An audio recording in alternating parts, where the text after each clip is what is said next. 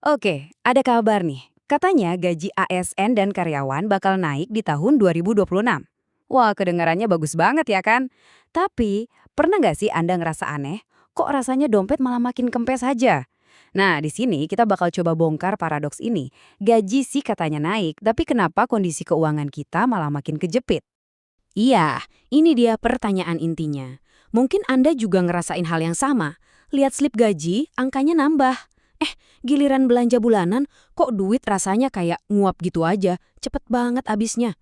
Serius deh, ini bukan cuma perasaan Anda doang loh. Ada data beneran di balik semua ini yang bisa ngejelasin fenomenanya. Dan ini dia jawaban singkatnya. Coba deh lihat grafik ini. Proyeksi inflasi di 2026 itu sekitar 4,76%. Sekarang coba bandingkan sama kenaikan gaji Anda. Kalau kenaikan gaji Anda ternyata di bawah angka itu, ya artinya daya beli Anda sebenarnya turun.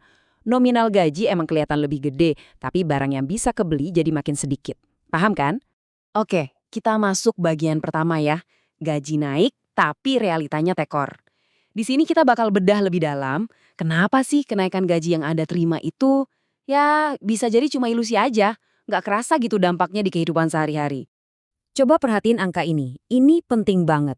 Menurut data resmi, biaya hidup layak, sekali lagi ya, ini layak bukan mewah, di kota besar kayak Jakarta itu udah tembus 5,8 juta rupiah per bulan. Ingat, ini standar minimum buat hidup, bukan buat foya-foya.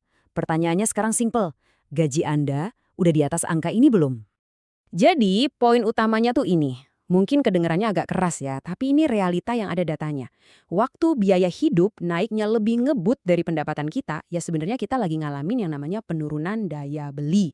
Kita tuh kayak dimiskinkan pelan-pelan, tanpa kita sadari. Oke, lanjut ya. Sekarang kita masuk ke bagian kedua buat bedah angka-angka sebenarnya. Kita sebut aja ini jebakan biaya hidup 2026. Kita bakal lihat data yang nunjukin, wih ada jurang yang dalam banget antara pendapatan sama pengeluaran. Nah, ini nih yang menarik banget. Coba kita lihat perbandingan langsungnya. Proyeksi upah minimum atau UMP buat 2026 itu ada di kisaran 5,7 juta. Sementara itu, kebutuhan hidup layak atau KHL-nya yang dihitung pakai inflasi udah nyampe 5,89 juta. Kelihatan kan? Belum juga mulai gajian, udah tekor duluan. Kalau kita terjemahkan data tadi ke dampak personal, ya ini dia hasilnya. Buat para pekerja dengan UMP, ada potensi minus, iya minus, sekitar Rp190.000 tiap bulan. Itu selisih antara yang didapat sama yang dibutuhin buat hidup layak. Dan ingat, itu baru buat kebutuhan pokok loh ya.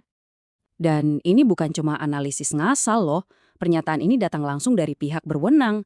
Menteri Ketenagakerjaan sendiri yang ngakuin kalau rata-rata UMP di tahun 2026 itu emang masih belum bisa memenuhi standar hidup layak. Nah loh, ini pengakuan resmi. Jadi masalahnya emang beneran ada. Biar lebih kebayang, kita ambil contoh spesifik deh. Misalnya seorang ASN baru, golongan IIA. Gaji pokoknya dengan proyeksi kenaikan mungkin sekitar 3,2 juta. Tapi, biaya hidup paling minim di Jakarta buat kos, makan, transport, itu aja bisa 4,5 sampai 6 juta.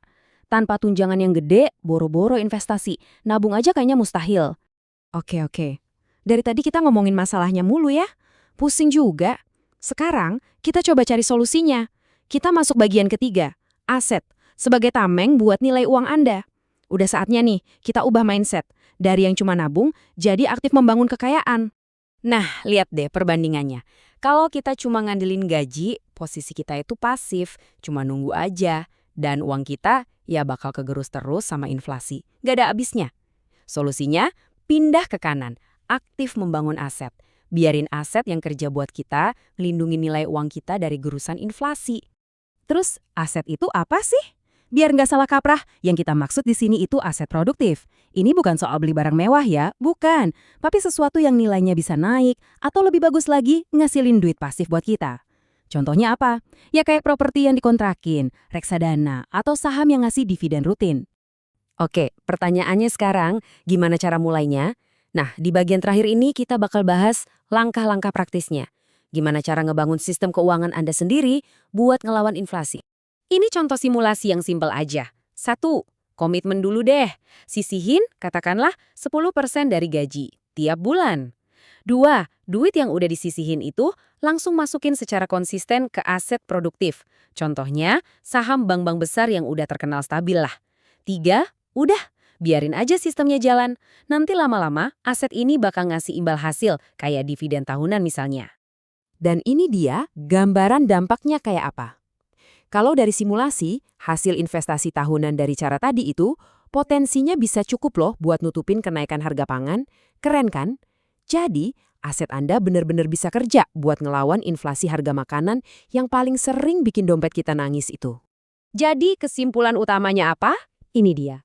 Buang jauh-jauh pikiran kalau 2026 itu cuma pound buat bertahan hidup. Salah besar.